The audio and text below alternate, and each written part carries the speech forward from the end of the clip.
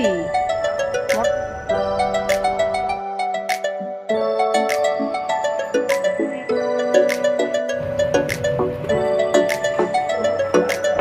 আজকে সকালবেলা আমি ঘুম থেকে উঠে দেখছি মা এসেছে ব্রেকফাস্ট নিয়ে। বাড়ি থেকে রুটি পরোটা সব বানিয়ে নিয়ে এসছে। আমি মাকে বলেছিলাম আমার জন্য একটা রুটি নিয়ে আসবে অন্তত, পরোটাটা আমি বেশি খাবো না, একটা পরোটা খাবো একটা রুটি খাবো। তো বাবাইকে এখন ব্রেকফাস্ট দিচ্ছি। বাবাইকে দিলাম একটা বাটার আর পরোটা আর হচ্ছে একটা কলা। আর আমার নাকে নাকে কথা হবে, এখন আমার ঠান্ডা লেগে রয়েছে, তোমরা জানোই। শরীরটা পুরোপুরিভাবে এখনও ঠিক হয়নি, তবে আগের থেকে অনেক বেটার রয়েছি। তোমাদের দাদাভাই খাচ্ছে পান্তা ভাত বাটি করে, আমি মেখে দিলাম লেবু দিয়ে লঙ্কা দিয়ে পেঁয়াজ দিয়ে, সেটা এখন চামচ বাটি করে খাচ্ছে। ওকে বললাম জলের ড্রামটা উপর করে দিয়ে যেতে, জল নেই একটুও। আর মা এদিকে এসে তরি তরকারি সব কেটে দিচ্ছে, কেটে কাচাকুচি করবে।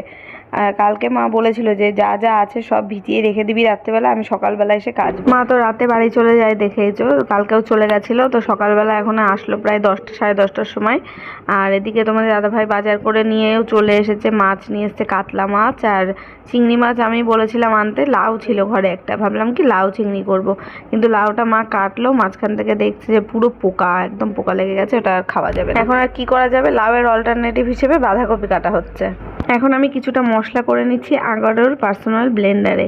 এর মধ্যে রয়েছে কিছুটা গোটা জিরে, আদা, শুকনো লঙ্কা, কাঁচা লঙ্কাও আছে। এটা একটু সামান্য একটু জল দিয়ে এটা ব্লেন্ড করে নেব। আর আগারোর এই ব্লেন্ডারটাতে ব্লেন্ড এবং গ্রাইন্ড দু রকমভাবেই মশলা খুব সুন্দরভাবে পেস্ট হয়, মানে বাটা যায়। আর এছাড়াও স্মুদি, কোল্ড কফি, মিল্কশেক সমস্ত কিছুই এটাতে বানানো যায়, মানে এটা জুসার কাম ব্লেন্ডার। দারুণ জিনিসটা, অনেকেই লিঙ্ক চাও, আমার ভিডিও ডিসক্রিপশন বক্সে লিঙ্ক দেওয়া থাকবে, তোমরা চাইলে চেক করে নিতে পারো।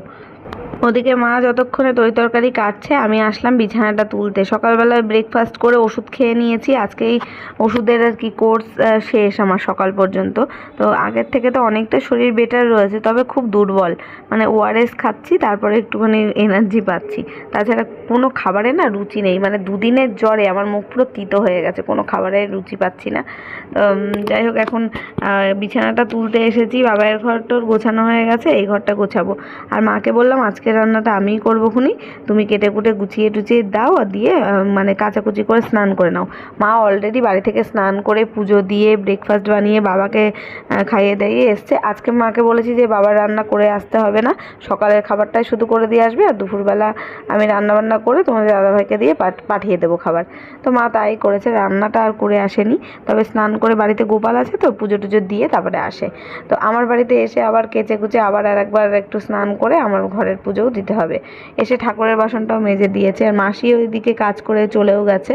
তো 2 বালতি 1 গামলা রয়েছে চুবিয়েছি। মা তাই আজকে কেচে বলছে, বাবা এত কাচাকুচি তুই একসাথে করিস, আমার একদিনে কেচেই হাত ব্যথা করছে।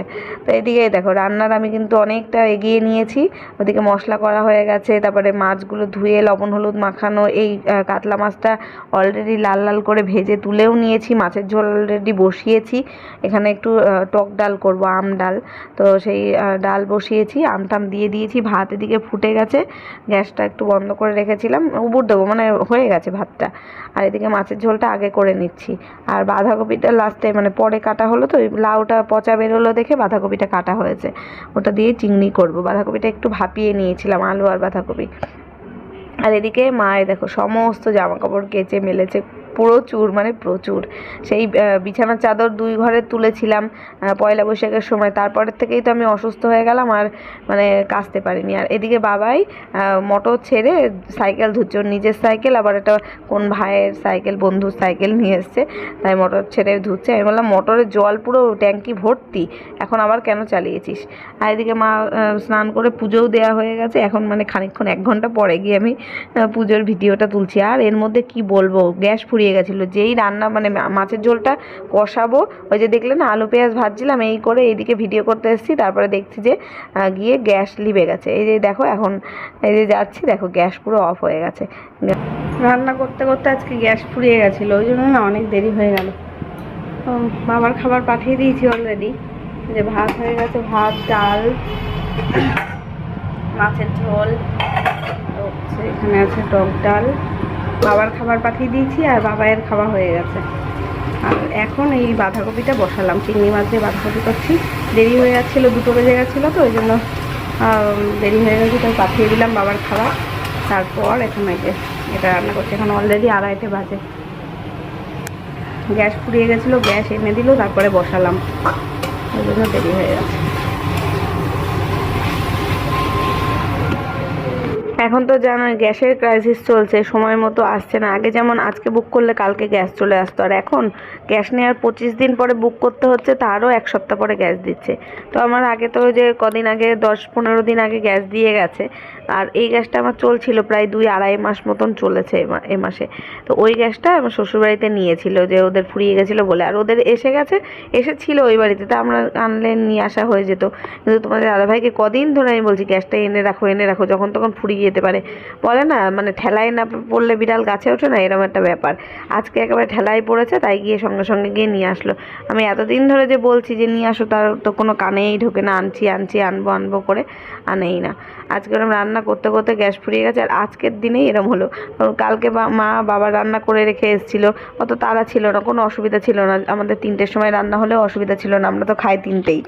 এবার আর আজকে একটু তাড়াহুড়ো, আজকেই গ্যাস ফুরিয়ে গেছে। লাস্টে ওই মাছের ঝোলটা করতে আমি মাম্পিদের বাড়ি গেছিলাম, গিয়ে ওখান থেকে মাছের ঝোলটা করে নিয়ে আসলাম। আর ততক্ষণে তোমার দাদাভাই আর কি নিয়ে এসেছিলো। মাছটা আমার ভেজে রাখা ছিল যদিও, ওই জন্য। আর কি করব, ডাল আর মাছের ঝোল দিয়ে বাবাকে খেতে পাঠিয়ে দিয়েছিলাম, আর বাবাও খেয়ে নিয়েছিল। আর পরে ওই বাঁধাকপিটা করলাম, বাঁধাকপির তরকারিটা রাত্রেবেলা মাকে দিয়ে পাঠিয়ে দিলাম। তো এই যে এখন সন্ধেবেলা, মা আবার বাড়ি চলে যাবে একটু পরে বলতে 9টার দিকে বাড়ি যাবে। এখন চা বানালাম, আর আজকে 3 দিন পরে আমি দুধ চা খাচ্ছি। এতদিন ধরে তো লিকার চাই খাচ্ছিলাম। তো গলা ব্যথা, কাশি রয়েছে প্রচণ্ড, জ্বরটা আর নেই, পেট গরমও নেই, কিন্তু প্রচণ্ড পরিমাণে কাশি হয়েছে এখন। আর সেলের উঠছে, একদম বুকে সর্দি বসে ঘর ঘর করছে, এরকম অবস্থা। বাবা এখন যাবে নেমন্তন্ন খেতে, পাশের বাড়ি একটা বার্থডে নেমন্তন্ন রয়েছে বাবাইয়ের বন্ধু, মানে ভাই আর কি, ওর থেকে ছোট। তো ওদের বাড়িতেই যাবে, তাই এখন রেডি হচ্ছে। আর আমি আর মা শুয়ে শুয়ে টিভি দেখছিলাম। মারও আজকে ধকল হয়েছে খুব, শরীরটা ভালো লাগছে না, আমারও তো হয়েছে। তো বাবা এই যে যাচ্ছে, আমি ওকে বলছি একটু আমার দিকে ফের দেখি তোকে কেমন লাগছে। ও কিছুতে ফিরলো না। আবার আমি বললাম যে ঘড়িটা এখন এই গরমে পড়ে যেতে হবে না, তাই এবার খুলে রেখে গেল। সত্যিই যা গরম পড়েছে, পাশের বাড়ি যাবে, তার জন্য আর ঘড়ি পরার প্রয়োজন নেই। তো এই বাবাই গেল, আর আমি আর মা এই যে টিভি দেখছি। এখন 9টা বাজলে মা আবার রেডি হবে, রেডি হয়ে বাড়ি চলে যাবে। মা এখন বাড়ি চলে যাচ্ছে, 2 দিন আমার বাড়ি ছিল, এখন বাড়ি চলে যাচ্ছে।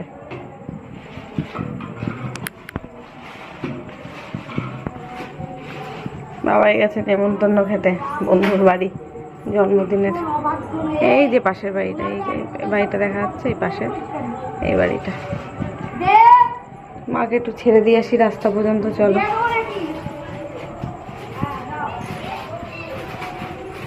হয়েছে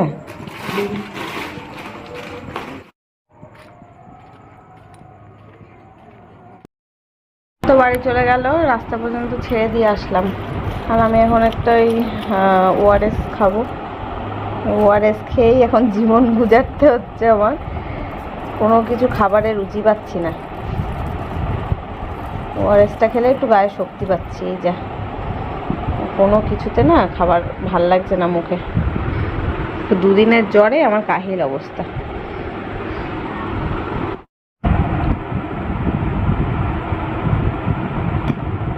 তাও কি ঠান্ডা খেতে পারছি না, গলার কাশি তো, গলা ব্যথা। ফ্রিজ থেকে বের করে রেখে গরম করে তারপরে খাচ্ছি।